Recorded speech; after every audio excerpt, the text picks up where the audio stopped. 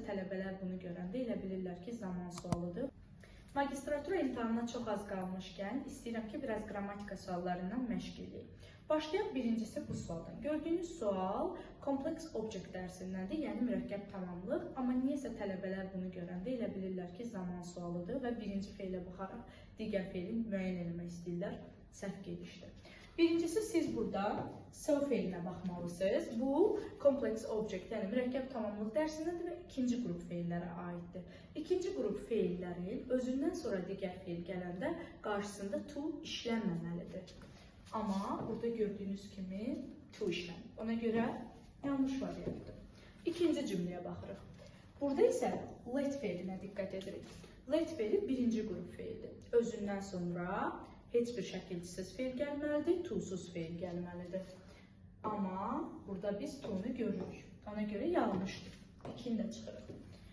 Digər suala baxır, cümləyə baxırıq. Deməli, felt sözünə diqqət edirik. Bu da feel, felt keçmiş zamanında ikinci qrupa daxildir. Digər feil ya to-suz sadə formada, to-suz məsdər olmalıdır, ya da ing-li feil olmalıdır. Yəni, cavab doğrudur. Üçüncü cümləni götürürük. Dördüncü cümləyə baxırıq. Burada heard sözü var.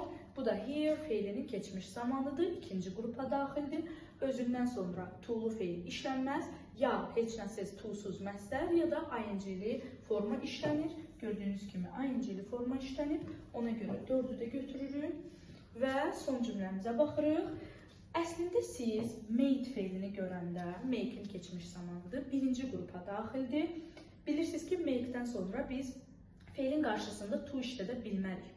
Amma burada çox xırda bir məqam var. Xırda məqam nədir?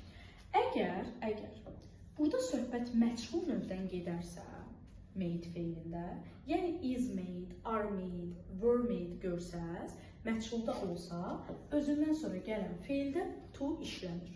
Bu çox xırda məqamda diqqət eləmək lazımdır. Cavabımız 3, 4, 5 D variantı.